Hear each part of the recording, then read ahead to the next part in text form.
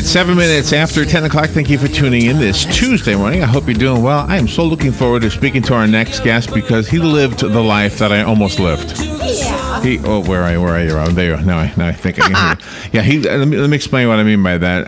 When I was a kid, I worked at the Nassau Coliseum in New York, and I'm almost 60 years old, and I'm still starstruck when I meet somebody famous. That's just the way I've always been.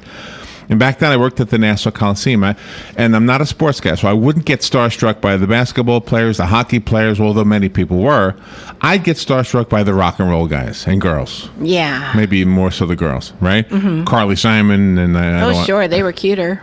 Much cuter. Much cuter. From a man's perspective. So anyway, that would have been in the early 70s. And then the later 70s, I actually worked at an affiliate of Warner Brothers Records, which was... what was it called again? You know the name of the company I worked for. Oh, yeah. Ganhard Scotty. Ganhard Scotty. Ganhard Scotty. And I was working, which is Phil Ganhard and what was Scotty's? I can't remember. But anyway, they used to produce records. Bellamy Brothers, Jim Stafford. I can't remember the whole lineup they had there. And basically what I did is I did lead sheets for them. Which it's another story. But anyway, so the point I'm getting at is at one point, one of the guys there, in fact, the man who wrote the song Abraham, Martin, and John, his name is Dick Holler. Yes. He asked me if I wouldn't mind being a roadie.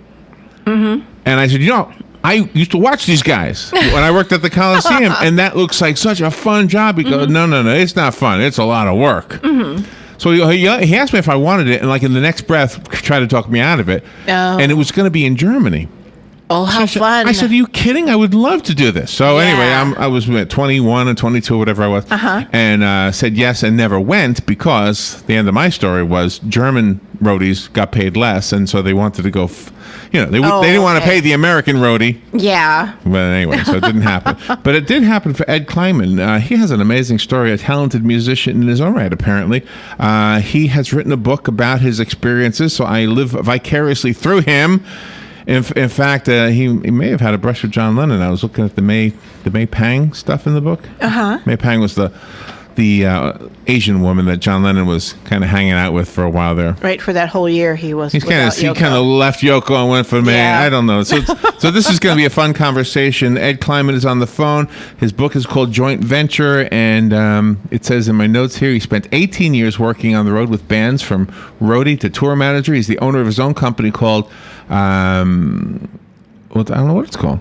He's an executive coach in the Salesforce arena, and his book again, Joint Venture. Good morning, Ed Kleinman. Good morning, Ed. Good morning. How are you? Pretty good. Where are you? I am spending the next 3 months in Paso Grill at the very bottom of St. Pete Beach. Oh, you're here. Oh, nice. Not too far from here. No, it's not. It's not. I wouldn't have even known. My third year here. Paso Grill. I never even heard of that place. We'll have to check it out. It's a tiny little end of the St. Pete Beach Island, I guess, or whatever it is, with clear water at the top. We're at the very bottom, and with the Gulf on one side, and it's only 1 block wide with Big Bay on the other side. And oh, wow. while I'm talking to you, I can see the bay. That is so wonderful. how did this happen for you that you were so engrossed in the rock and roll scene at a time when I would have loved to have been, but and especially when I see a naked woman dancing on stage? That's that was a good picture. That's when I know. That was later on. But that's what I wanted. It didn't happen. I think in the early days, in 1966, the naked women were dancing because you could pick them up and say I was with the band. Yeah, I was 21 years old in '66, and I had a friend who was a folk singer, and they were opening up. Where was this? Where were you? I'm from Jersey City, New Jersey. Okay. Right across the river from New York City. I'm listening to Don play, and he says, "Come on, let's go to New York. I got a friend that's got a apartment over there." Right. Well, we're all familiar with New York City in right. '66. I was hanging out there when I was telling my mom I was going to a friend's house and I'll be home on time. You know? that was the name of the bar, A Friend's House, right? Yeah, really. I got a bar story as another story that there was a bar I used to go to, and then when I turned 18, I gave him my real proof, and he wouldn't serve me for 2 months. Oh, wow! Oh, that's funny. But neither here nor there. We run into the village and go to his friend's house, and we're hanging out, and they say, listen, we have to go over to this loft and do some stuff. What kind of stuff? What kind of stuff? That's what I say. What kind of stuff? We go over there and I walk into this loft, and there's amps, and there's organs, and there's guitars, and drums are set up. And I'm going, Don, what's this? He says, didn't I tell you I'm tour manager for a band called the Blues Project? Oh, no. No.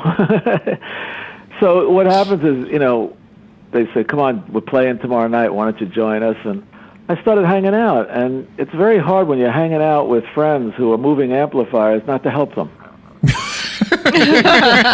You're right. No, I understand. That makes sense. Yeah. Especially if you go with them in the truck and you're upstate New York someplace, and they decide it's not going to help. You're going to stay here. Yeah, right. Exactly. So I started doing that, and I started hanging out. It was really just a cool thing to do. I'm 21 years old.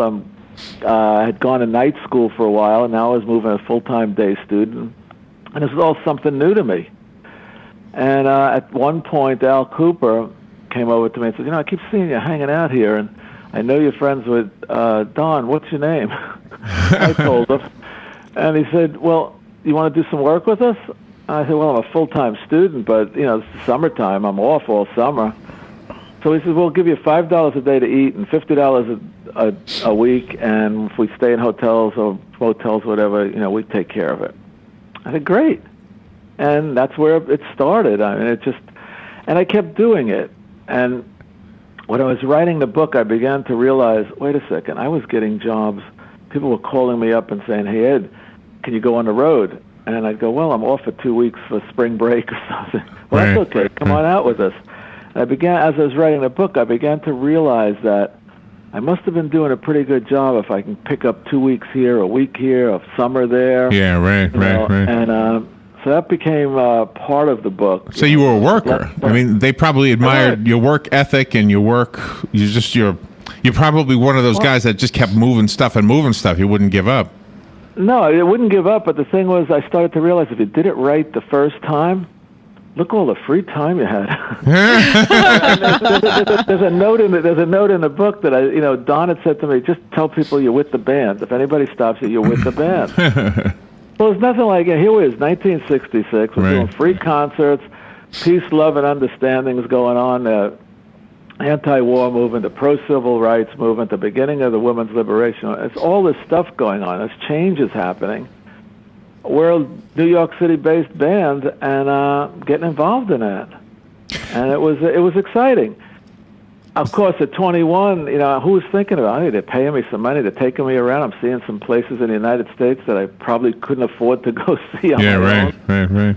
And it's fun. I hadn't thought about, the future on it. Not at that point, anyhow. Ed, did you look like a rock star?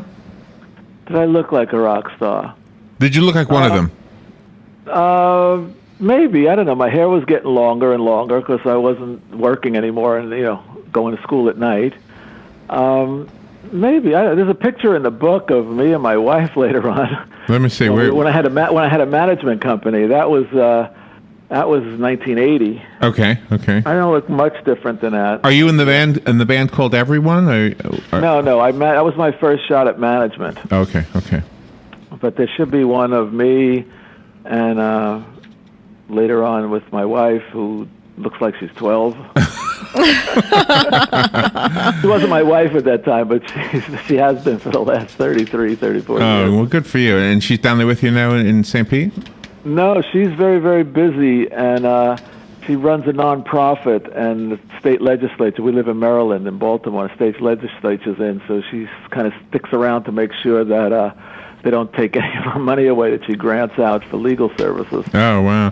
She was down here last week when we came down. We drove down. We took the dog. I have my dog here with me.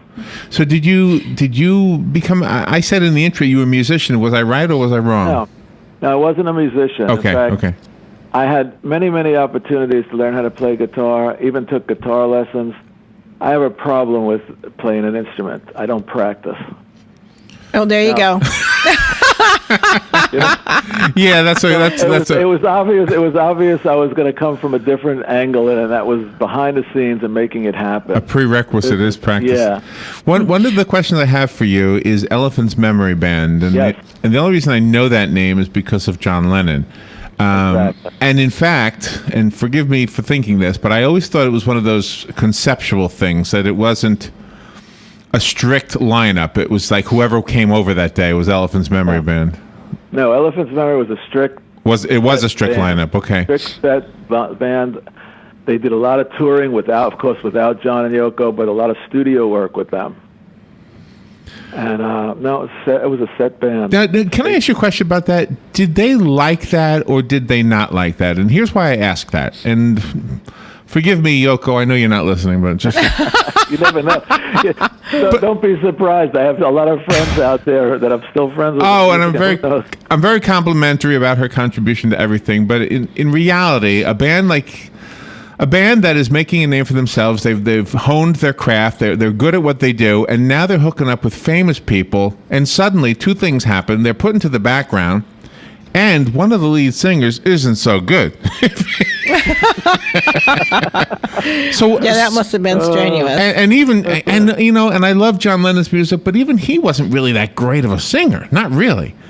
I know we could argue that, but yeah, well, that's an arguable note. I mean, I enjoyed his singing. Me too, and I'm not. Yeah, I know, but he's not Josh Groban. Nobody's Josh Groban. All right, but the question still is a good one. I think did the Elephant's Memory guys like that? Was it because I don't know how did they feel about it? I never got anything from them, and I'm still friends with two of the guys, and one a little bit more friendly than the other one, that from the band. Never heard anything about that. They used it to their benefit. Well, that was smart. With John and Yoko. It was always to their benefit. At one point, one of the earlier albums, they were the New York or the local Plastic Ono band. Oh, really? How they were labeled on one of the albums. That's funny. But it was all used to their benefit, and I don't think it hurt them at all. So give us another step in your story. Another step. Yeah, you were young. You were hanging out. You got all the gigs, and in your world, the gig was moving stuff. What a roadie. You move it, you fix it. A speaker goes down, you change the speaker, you make sure everything's running right. It's the performance. We're all performing. You're performing now. I'm performing for you and the audience. Right. Sure. And people don't look at it like that. I mean, a plumber. Nobody looks at a plumber as performing, but if I need a plumber, I'm going to get a name and I'm going to look for references and find out what they were. And if he fixes my plumbing well, I'm going to recommend them. So if you go to a bar and there's a singer there, and he or she does really good, you're going to tell your friends, hey, you got to go see X, Y, and Z. This person was incredible. Right. We're always performing. And it's how you build a business. No guarantees you're going to be a superstar. So what is the best people in the world? And some bars. And just a sub note to what Robin and I have done. We have made music and probably you figured that out just from knowing that I was with Gerhard Scotti in the 70s. Mm-hmm. But I hated the business. I liked the music. I hated the business. It's kind of weird. I don't know. It just was not for me. I like the music though. No, I started getting into that side of it, the business side of it, as I was doing more, growing up a little bit more, maybe, aging a little bit. Especially when I became a tour manager, and I had more to do with the management companies. And I could watch what they were doing. And I'm the one now that's out on the road with the bands, and I'm the one that's collecting the money, and I'm the one that's paying the bills, and I'm the one that's giving people their per diems and stuff and making sure it happens. Right. I mean, I remember. And that was one of the interesting parts of your book, you touring different countries, and when you were in Yugoslavia, you had the assault rifle guys. I mean, you really had a lot of great stories. They weren't the only ones. I mean, that going to Europe for the first time and getting off of an airplane and having never been there, just to end up in Dublin for the first time with the Stranglers, to meet them there, and getting off the airplane and seeing security police, I guess, with rifles. Yeah, really. At the concert in Yugoslavia, it took a little bit to get them away from the front of the stage. Yeah, I can imagine. But you deal with it. You start dealing with, no matter where you are, you start realizing you've got to get the job done, and whatever it takes, you can't get crazy on everybody and scream and yell and carry on, but whatever it takes, you got to do it and make it happen. And that was when I was a tour manager for the Stranglers, and they told me we're doing a European tour. And I said, great. And they looked at me and said, you ever been to Europe? And I said, no. I said, well, you can't come. And a week, 2 weeks later, I get this call saying, please meet us in Dublin. Oh, really? You know, and you start realizing, you know, that you must be doing a decent job. Well, why did they say you couldn't go? I mean, why did you have to have gone in order to, as a prerequisite to going? You know, 40-something years later, I have no idea if I By the way, the name The Stranglers, I know that bands sometimes name themselves to kind of have a shock value. And then the next generation might be the Bare Naked Ladies. And now they have there's a band right now called Pussy Riot. Have you heard this? So yes, that's the Russian group, isn't it? Yeah. I don't know what's going to be next. Out of jail, by the way. Yeah. So do you still do this? Do you still manage groups? No. No, you don't do it anymore. For the last 20 years, I've been a executive business coach in the Salesforce development world, working with presidents of small sales training companies and helping them not only grow their company, but helping them grow their clients' companies through the sales arena. And do the tips you give, are they an extension of what you learned during your work with music? I think quite a bit is. And be able to... When I was writing the book, those came to mind. Some of the lessons learned came to mind that I learned back then that you can use that in any business. So give us an example. One of the main ones that I found in coaching too was you need the desire, the real strong desire, and to do whatever you're doing. You need to be committed to it. And the one thing that I noticed that a lot of people didn't have, music world and in business world, is a self-belief. Oh, you got desire, I got commitment, but something in the back of their head was saying they really didn't believe that they personally could do it. I think you're right, yeah. You know, that was the big one. I like the part where you said you like to be with the Who because there were no egos involved. Well, that, and it was other acts that I met that, you know, especially when I did part of the summer at the Cafe A Go-Go as starting out as the doorman going, guess who's playing tonight? Come on in and see them. And then, you know, a week later telling the manager that I've got to move my car. And he goes, you have a car? Yeah, I got a car. And all of a sudden I became the guy from the club that was running up to the record companies, getting the promo material and making sure when the acts came in, their sound, the guy could find everything, the lighting people, you know. But, you know, it was an interesting world. Besides knowing May Pang as John Lennon's fling, was she an entertainer as well? You know, I never got to see much of the entertaining that they've done. I got to work with them right after they did, I think it was the One-to-One concert, the big concert, Madison Square. Right, I was in California doing some work out there. And okay. Is she a singer? Is May Pang a singer? Oh, May Pang. Yeah. May. I'm sorry. I was thinking of Yoko. No, May isn't a performer. May got the job done. She was the one person in that organization, and there was lots of people hanging around, that if I needed something, whether it was John needed it, Yoko needed it in the studio, the band needed it, whatever we needed, I'd ask May. Oh, really? I'm still friends with May. I'm sorry, I misunderstood. Well, no, I thought that because I see the photo of you two in the book. So, okay, so, and that's what I didn't know. So she was more of a, almost like a... She was an assistant. She was John's assistant. She worked with him for a long time. She's the one with that lost weekend of 18 months that, according to her, she was asked by Yoko to keep an eye on John. People blow stories out into every which way. I take May's word for it. You know, I love her. Oh, really? There was no fling? She's a good friend. There may have been. I didn't get into it with her. Okay. I mean, she's a friend of mine. She wants to tell me something. That's fine. No, right. I'm not one of those friends that question everything people do. One of the most exciting things about being a songwriter and a performer is to hear the song being played over the radio unexpectedly. And you had a part in the book about you and Laura Nero driving. That was amazing. I'm driving her down to the studio where Blood, Sweat, and Tears are doing some rehearsing and recording something. she was going out with, or the other partner with Jimmy Fielder, the bass player in Blood, Sweat, and Tears, and we're driving down, and on comes the song, and we're looking at each other, and she's amazed because she never heard herself on the radio, and I'm amazed because of all the years I've never heard anybody that I was working for on the radio while I was with them. You know? Oh, that's funny. While I was with them. I'm reading a book. I'm reading a book right now, a mystery book, and the police top guy, inspector, his phone rings, and it's one of the Stranglers songs. Oh, wow. wow. They mentioned it. They mentioned the song. I said, "Wow, I just can't get away." You know, you don't get away from it after a while. By the way, if Laura Nyro was somebody you were close to, you must have known David Geffen. I had met him, but I wasn't that close to Laura. I just knew her, because of her relationship. She was around.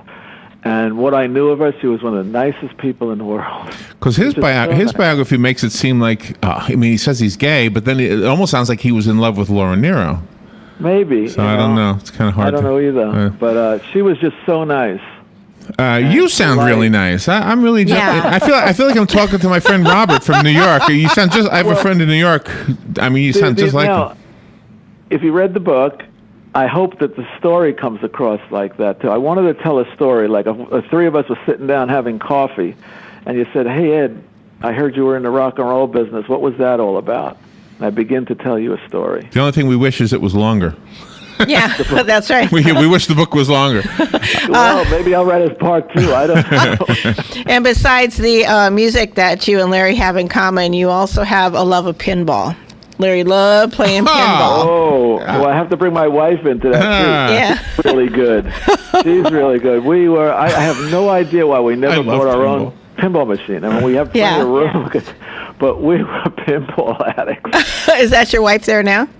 No, she's back at work. She's back at work, or she's going back to work tomorrow. She was down here until yesterday. I dropped her back off at the airport yesterday. Oh my gosh! So by the way, this is the difference between the music world and the business world. In the business world, the way you lie your way to a better position is instead of saying you were the intern, you say you were. I don't know, the hired hand or something. You give yourself a better title. In the music world, instead of playing a bar, you said you played a nightclub. Right.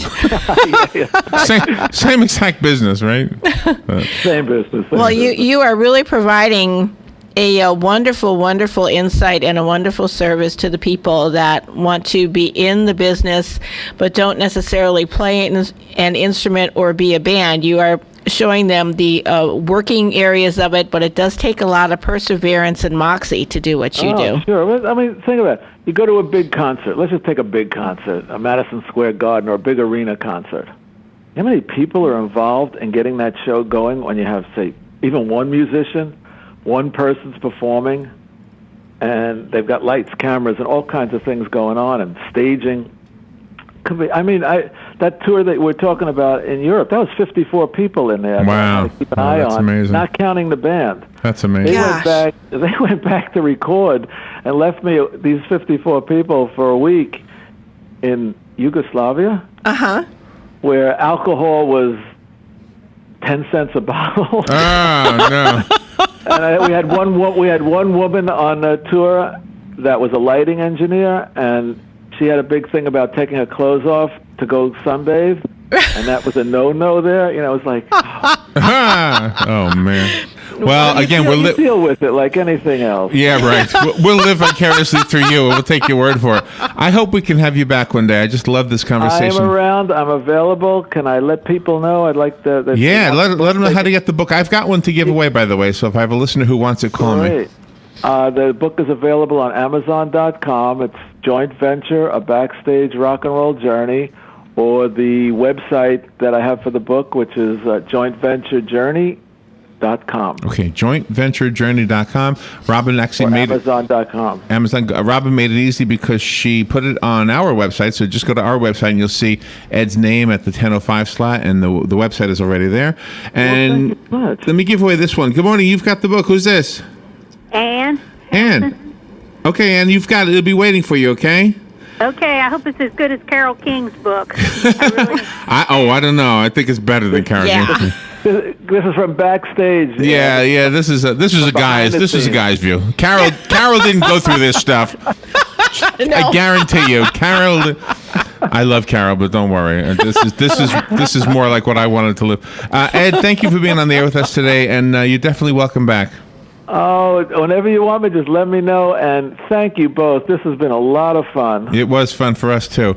All right, we will take a little break, and we'll be right back. Thank you. Bye. You're listening to WOCA News Talk 1370, Ocala's source for what's happening in today's hottest, up-to-date news and topics.